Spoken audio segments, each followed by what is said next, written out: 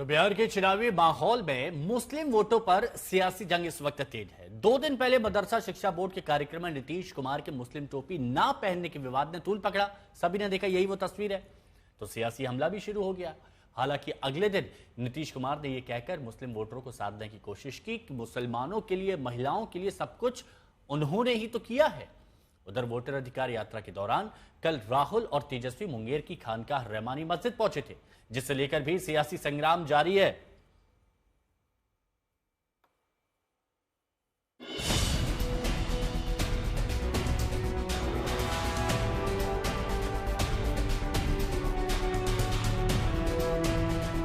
चुनावी साल में बिहार में जबरदस्त सियासी उबाल है। एक एक वोटों पर जंग छिड़ी है। वोटों की लड़ाई में महागठबंधन और एनडीए आमने सामने खड़े हैं।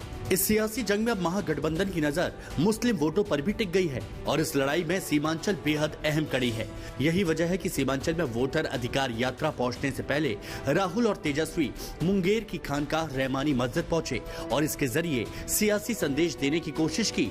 तो टोपी विवाद के बीच नीतीश कुमार मुस्लिम वोटों को साधते दिखे। पहले जो था बिहार में कोई कपड़ा ठीक पहन पाता था, कोई महिला के लिए कोई काम किया था और महिलाओं के लिए काम किया, इवन मुस्लिम के लिए भी कुछ नहीं किया। हम लोगों ने सबको के लिए काम किया। बिहार में मुस्लिम समाज की आबादी करीब 17.4% है, यानी बिहार का मुस्लिम मतदाता भाग्य विधाता है। अभी तक मुस्लिम समाज का झुकाव 3 पार्टियों की तरफ रहा है, यानी आरजेडी, कांग्रेस और जेडीयू।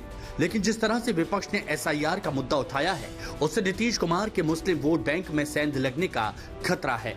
यही वजह है कि टोपी विवाद ने बिहार में जबरदस्त तूल पकड़ा हुआ है। नाराजगी नहीं है, नाराजगी का परसेप्शन बनाया जा रहा है। जिस तरह से इन लोगों ने कहा था संविधान खतरे में है और आरक्षण खत्म कर देंगे, उसी तरह से ये भ्रम पैदा करने की कोशिश है। इसका कोई फर्क नहीं पड़ने वाला। किसी ने इसको क्लियर किया है कि उनके मुसलमानों के साथ वो खड़े हैं? बिल्कुल खड़े हैं क्या? ये बिहार 3.5 करोड़ के बजट का बिहार था जब नेता आए थे 2005 में अल्पसंख्यक कल्याण का, और 1000 करोड़ का बजट है।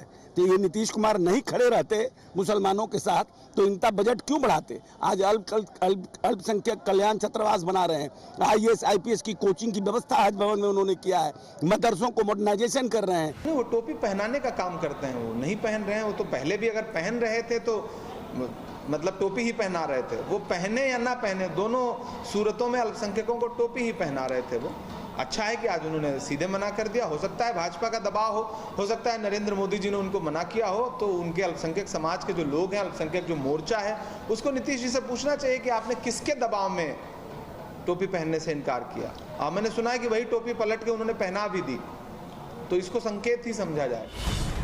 अब इस विवाद के बीच राहुल तेजस्वी की कोशिश है कि सीमांचल के जरिए पूरे बिहार के मुस्लिम वोटरों को संदेश दिया जाए।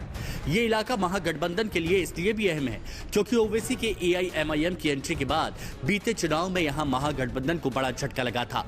सीमांचल की कुल 24 विधानसभा सीटों में बीजेपी को सबसे ज्यादा 8 सीटें मिली थी, कांग्रेस को 5, जबकि आरजेडी को सिर्फ 1 सीट मिली थी। वहीं AIMIM ने 5 सीटें लाकर सभी को चौंका दिया था। लेकिन इस बार राहुल और तेजस्वी पहले ही मुस्लिम वोट को साथ लाने के लिए मैदान में डट गए हैं।